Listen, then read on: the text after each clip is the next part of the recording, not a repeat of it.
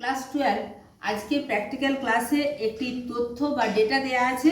সেখানে কিছু ছাত্রছাত্রীর পরীক্ষার নম্বর, সেই ডেটার বেসিসে আমরা মধ্যমা কিভাবে আঁকতে হবে সম্পূর্ণ ক্যালকুলেশন এবং আঁকার পদ্ধতিটা অর্থাৎ তোমাদের গ্রাফ পেপারে এঁকে পুরোটা দেখাবো। এখানে দেখো, দ্বাদশ শ্রেণীর 60 জন ছাত্রছাত্রীর প্রাপ্ত ইতিহাসের নম্বরের ভিত্তিতে মধ্যমা বা মিডিয়ান নির্ণয় করো। এখানে 11 থেকে 20, 21 থেকে 30, 31 থেকে 40 এগুলো হচ্ছে নম্বর।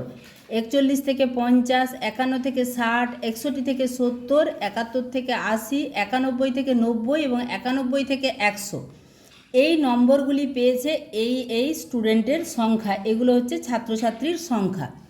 তাহলে এখানে শ্রেণী সীমানা যদি দেখি, তাহলে 11 থেকে 20 নম্বর পেয়েছে এরকমের পরিসংখ্যা 4 জনের, 21 থেকে 31 পেয়েছে 6 জনের, তাহলে এটা হচ্ছে পরিসংখ্যা।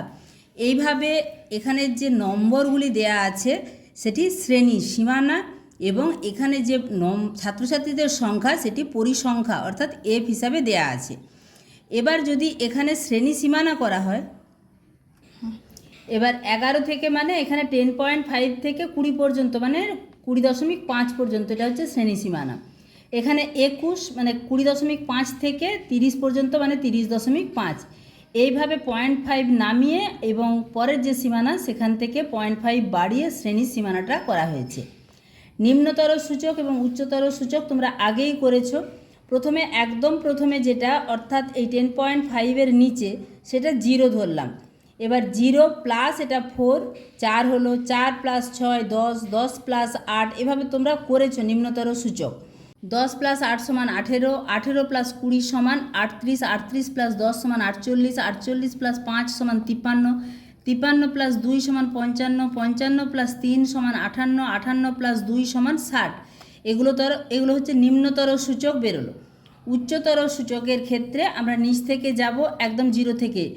0 প্লাস এই 2 সমান 2, 2 প্লাস এই 3 সমান 5, 5 প্লাস এই 2 সমান 7, 7 প্লাস 5 সমান 12, 12 প্লাস 10 সমান 22, 22 প্লাস 20 সমান 42, 42 প্লাস 8 সমান 50, 50 প্লাস 6 সমান 56, 56 প্লাস 4 সমান 60। এভাবে উচ্চতর সূচক বেরোলো। এরপরে তোমরা একটা গ্রাফ পেপার নেবে। এখানে দেখো পরপর যেগুলো করা হয়েছে শ্রেণী সীমানা 10.5 থেকে 20.5, 30.5 এইভাবে করা আছে। একদম প্রথমে যেটা আছে অর্থাৎ 0 থেকে শুরু করব, নিম্নতর ক্রমযৌগিক পরিসংখ্যা। নিম্নতর সূচকের প্রথমে গেছে 0, তারপরে দেখো 4, 10, 18, 38, 48, 53, 55, 58, 60 এই মাপগুলি পরপর নেবে। এখানে নেওয়া হয়েছে দেখো একদম শুরুতে 0, তারপরে যেটা নেওয়া হয়েছে এখানে 2 ঘর সমান 1, সেই জন্য 1 সেন্টিমিটারে 5, 2 সেন্টিমিটারে 10। এইটা তোমাদেরকে উল্লম্ব স্কেল লিখে দিতে হবে। 1 সেমি সমান 5 একক, 10 একক অর্থাৎ 10টা ঘর নিইনি, কিন্তু এই 1 সেমি সমান 5 একক নিয়েছি।